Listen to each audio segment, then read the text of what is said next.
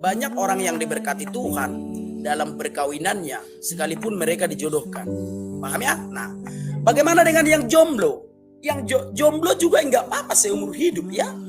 Ini pernah dijawab langsung oleh Tuhan Yesus sendiri. Coba aku buka dulu. Di mana ya tertulis itu ya, sabar ya.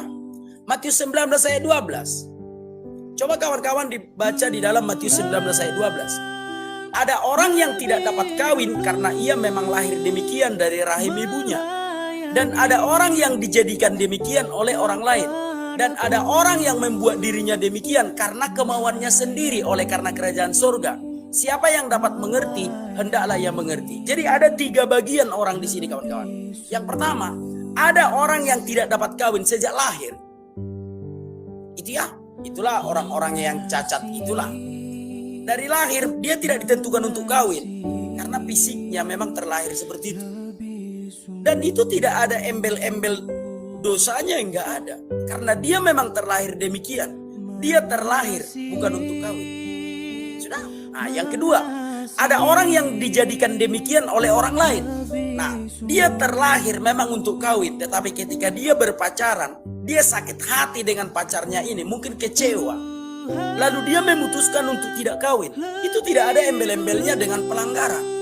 Sebab Alkitab mencatat itu. Ada orang yang dijadikan demikian oleh orang lain karena kecewa pernah berpacaran dan tidak menikah, maka dia tidak akan pernah menikah lagi seumur hidupnya. Tidak ada embel-embel dosanya di sana. Memang ada orang yang seperti itu. Nah, gitu ya. Yang ketiga, ada orang yang membuat dirinya demikian karena kemauannya sendiri oleh karena kerajaan surga. Nah, jadi ada orang yang tidak mau kawin karena dia memikirkan kerajaan surga. Pastor, ribuan pastor, mereka tidak kawin. Jutaan suster, mereka tidak kawin. Jutaan frater,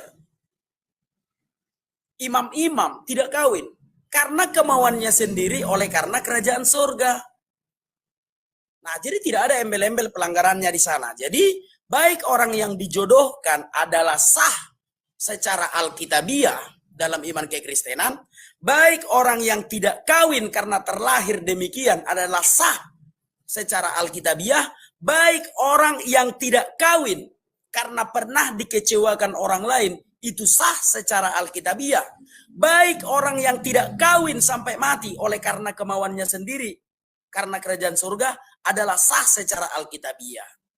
Sebab kerajaan Allah bukan soal kawin dan tidak kawin. Sebab kerajaan Allah bukan soal cewek-cewek cantik. Tetapi soal pemeliharaan iman sampai akhir pertandingan itu. Sampai kita menanggalkan kemah yang fana ini. Sampai kita menanggalkan tubuh yang fana ini. Itu. Silakan Pak.